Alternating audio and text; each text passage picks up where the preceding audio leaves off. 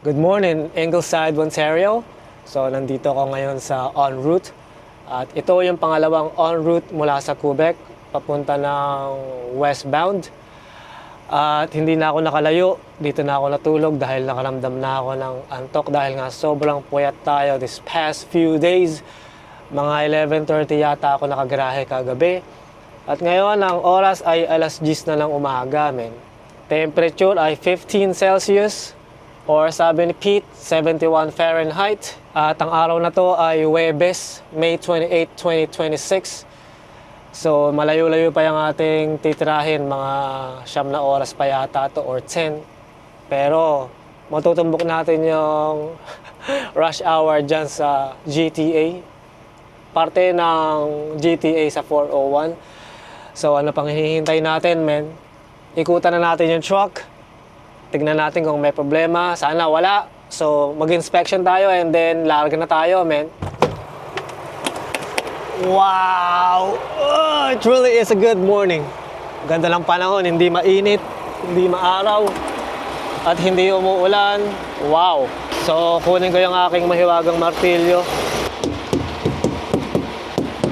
Ayos, nakapasok ang handle. Ayos, walang leak dyan sa part na yan. So, nakalagay pa rin ang ating placard, pati yung ating protector. Nakataas ang legs. Umaandar ang turn signal na yan. Kala ko may leak dito ah. Oh, teka lang, nakababa pala yung mga airbags natin. Teka lang. Susupplyan ko ng hangin. Kapag natutulog ako, tinatanggal ko yung hangin ng trailer para bumagsak yung suspension niya. And then, ang tendency nun, lahat ng produkto mapupunta sa likod para lahat ng bigat ng trailer mapunta sa likod at hindi mapunta kay Pete. Tingnan na natin kung meron leak. Okay, umaangat na ang ating airbags. So yung mga hoses, wires, shocks, brake chambers, lahat gumagana. Lahat gumagana. Lahat ay secured. Walang mga nakalaylay na mga hoses or whatever, no? Tsaka wala akong narinig na leak. Itong air tank natin ay nakasecure. Ayos, maganda ang tire pressure natin. Nakalagay pa rin ang mga fastener locks. Ayos. So, gumagana ang turn signals, ang mga tail lights, at nandyan pa rin ang ating placard na mayroong protector. So dito wala ako narinig na leak. Okay tayo dyan. Nandyan pa rin ang ating mga mud flaps. Ayos sa mga tire pressure. Nandyan pa rin ang ating mga fastener locks. Itong ating hagdanan ay naka-secure, naka-stow. Gumagana ang turn signal na yan. Nakaselyo pa rin ang ating takip ng external valve. Sarado ang ating vapor recovery. Sarado ang air inlets. Sarado itong internal valve. Nakastow ang handle, nakataas ang legs. Ayos. Kompleto ang mga nuts. Sarado ang fuel tank. Sarado ang air compressor. Saka nakalagay pa rin ang ating placard dyan sa harap na mayroong protector. Ayos. Maganda ang mga hangin natin. Kumpleto ang mga nut. Kumpleto ang mga ilaw sa harap. Nakastow ang ating tawag dito, moose guard, deer guard. Yung mga nuts, tignan natin. Hindi ko na-check eh. Ayan. Kapag may nakalimutan, balikan lang, men. So, okay na. Pwede na tayong umalis. Walang problema. Punta na tayo sa customer natin. Actually, hindi ako matutulog sa customer. Pwede namang matulog doon. Yung customer na yon, pupuntahan ko. State line lang siya ng Michigan tsaka ng Ohio. Sa Interstate 75. So, hindi na ako matutulog doon, men. Doon ako matulog sa unang truck stop. Pagtawid ng border. Dahil ang mangyayari, no, yung deliver natin bukas ng alas 7 or anong oras ba? Alas 9 yata. Oo, alas 9. Alas 9 yung deliver natin bukas. Pagkatapos kong mag-deliver, uwi na ako ng empty, men. Empty na tayong uwi. Mula dun sa customer na yon hanggang Oakville, sa yard, mga 5-6 hours. Grabe, uminit bigla sa loob ng truck. So, pwede na tayong umalis. Seatbelt. Okay.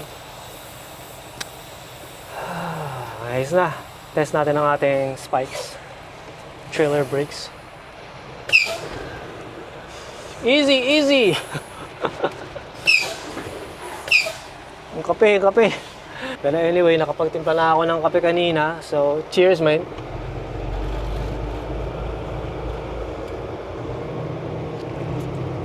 Woo! Sarap ng kape. So, yun nga, yung tutulugan kong truck stop. Mga 1 oras siguro, tsaka kalahati. Hanggang makarating ng customer. So, kung 1 hour and a half, meron tayong 13 hours sa Canada. Kasi nga, malapit lang naman sa border yung customer, kaya makakabalik tayo kagad ng Canada. So, 13 minus 3 hours. Balikan ng border to the customer, customer to the border. So, 3 hours yung total nun. So, meron pa tayong matitirang 10 oras pagbalik ko ng Canada bukas. Kahit doon ako matulog sa truck stop mamayang gabi. Yung 1 hour and a half ang layo sa customer.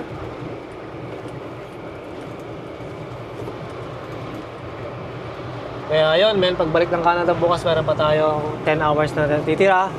At yung border hanggang Oakville, ano lang naman yun, Sarnia to Oakville, mga 4 hours, masyado nang matagal yun. Mga 3 hours and a half. Amoy damo dito ah. Parang meron nag-mow ng ditch. Naulap, men. Ayos na ayos. Saka walang traffic ngayon. Siyempre, nandito pa tayo sa sa Kawalad. Wala pa tayo sa corporate limit or city limit. Mamaya magta-traffic to sa bandang Kingston. So, naging maayos naman yung ating pahinga kagabi. Wow. Hindi kailangan AC, hindi kailangan ng electric fan. Tamang-tama lang. Medyo nakabawi-bawi na ako ng tulog. Noong 11:30 ako tumigil. Siyempre, kumain ako, men. Tapos, nagpahinga. So, madalit salita, nakahiga ako ng mga 1:30 ng madaling araw. Tapos, nagising ako ng 7:30. So, mga 6 hours din yung tulog ko. Nakabawi-bawi ng konti, men. Kesa nung nakaraan, yung nag-deliver tayo sa St. Laurent. Putik na yan. 4:30 ako gumarahe. Tapos, nakatulog yata ako mga 5. Ewan ko, hindi nga ako nakatulog kasi ang babaw ng tulog ko. Parang gising yung diwa ko. Mga 5 o'clock na yun. So, sabihin mo ng 4:30 ako humiga. Tapos, ginising tayo ng customer ng 6:30 ng umaga. Hindi pa nakatulog. Tapos, 2 oras lang yung hiniga mo. Kaya puyat-puyat ako, men. Pero ngayon, nakabawi na. Pwede na mag-deliver bukas. Tsaka pwede na mag-drive. Wala dito sa Ingleside, Ontario, hanggang Michigan. Ewan ko kung anong parte ng Michigan. St. Clair yata yun. Oo, St. Clair. Teka, kukrus ko muna to si Pete na ang 100. Mahirap pulihin yung 100 nito eh. Kapag ginawa mo siyang 100, pero hindi naman talaga siya 100. Yan. 62. Kailan ba ako umalis? Tuesday. So, tama. Tuesday ng gabi. Tuesday, Wednesday. So, mga 36 hours na tayo ngayon sa kalsada mula nung umuwi tayo. Pero yung uwi ko naman, hindi naman talaga uwing-uwi yun. Parang ilang oras lang din ako sa bahay. No? Meron ding 30 hours. 30 hours din ako sa bahay. Kumuha lang ng baon. Tapos, Ito na nga, 36 hours na tayo sa kalsada. Ang kagandahan nito, bukas, pagka-deliver ng alas 9 ng umaga, uwi na kaagad, men. Wala nang cheche bureche. Bakit hindi na ako umapila? Bakit hindi ako manghingi ng load pabalik ng Canada? Kasi parang kumbaga ang ginagawa ng mga dispatcher namin, pantay-pantay lang. So nakita nila ako, nakadalawang deliver na ako ngayon. Yun nga, sa Quebec, tapos bukas sa Toledo. Parang mini-maintain lang nila yung dalawang delivery ng bawat driver sa isang linggo. Unless talagang sobrang dami ng load. Dati nangyari sa akin, nakatatlong deliver ako sa isang linggo. Kasi nga every week yung paycheck namin. So every week gusto nila dalawang loads yung susweldohin ng mga driver nila. So ako, nakadalawa na ako. Kaya pauwi na nila akong empty. So kung meron mang load sa Toledo, hindi na nila ibibigay sa akin yon. Ibibigay nila yon sa mga driver na nasa area na nakakaisang deliver pa lang, para pantay-pantay. So, walang problema sa akin yun. Walang problema sa akin yun. Ang mahalaga sa akin, sinusuportahan nila yung mga driver nila ng pantay-pantay. Walang mas nakakalamang, walang mas nakakababa, parang nakakababa. Walang nasa tawag doon, walang nalulugi, parang ganon. Kaya sa akin, fair naman yun. Tsaka hindi naman ganun kalayo yung customer na pupuntahan natin papunta ng yard. Ano lang naman yun, 5-6 hour drive. Kaya no harm done, man. Cheers tayo para sa magagaling na mga dispatcher na yan.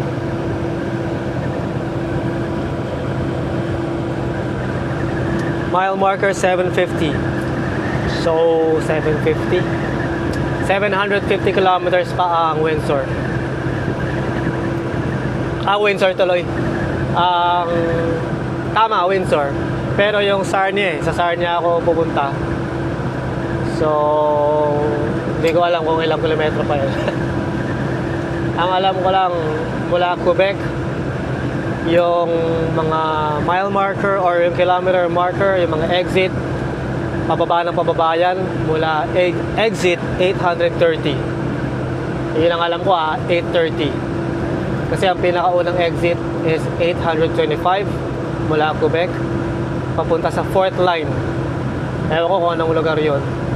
Basta ang alam ko lang exit 825 yun. So madalit salita, yung 401 dire-diretso yan hanggang Windsor, hanggang matapos yung Windsor, hanggang makarating ka ng Detroit. Meron silang 830 kilometers. Layo rin, ano?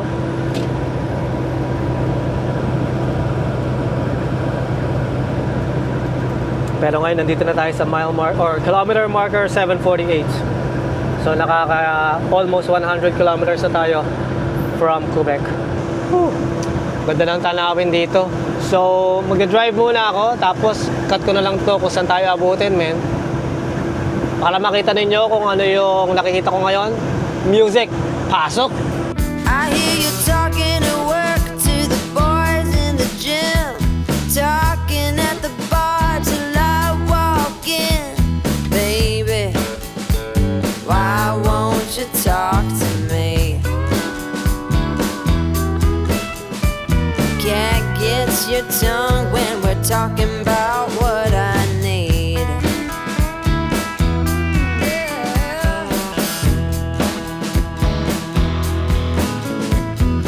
Say what you will at the hardware store. Don't get you started talking about sports, baby. Why won't you talk to me? Can't get your tongue when we're talking about what I need.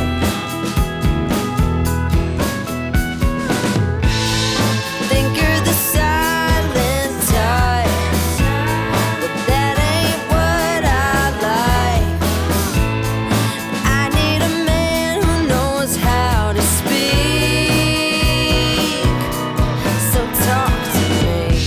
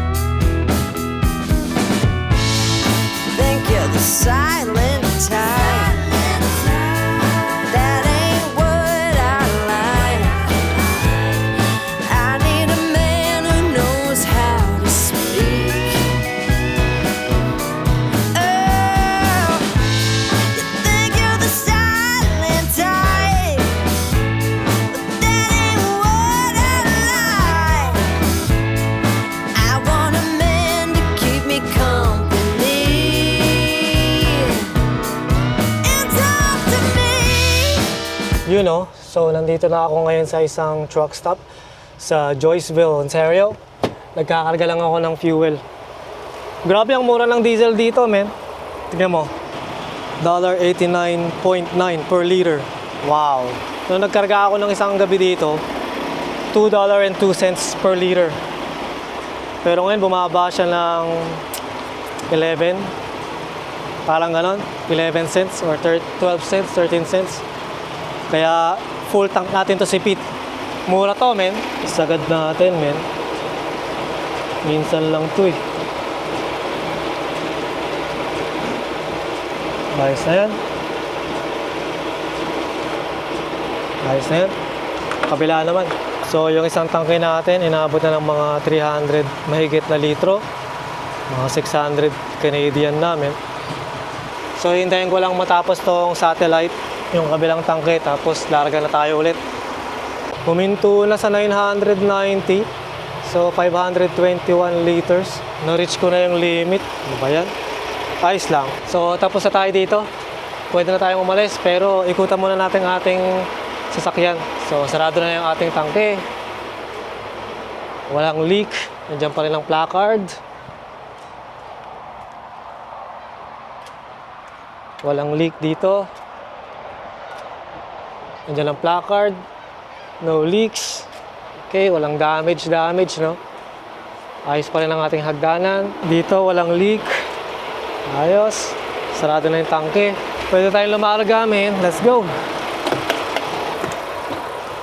Mamaya na ako kakain. Noong oras na ba? 11:53. Tanghalian na pala. Lalagpasan ko lang tong GTA tapos tsaka ako kakain. Ayoko muna kumain dito. Doon ako kakain sa Cambridge paglagpas ng traffic. Let's go.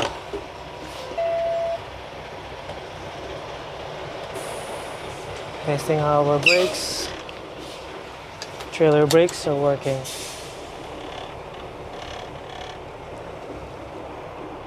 So halos na puno rin. Nasa ano siya, sa almost full.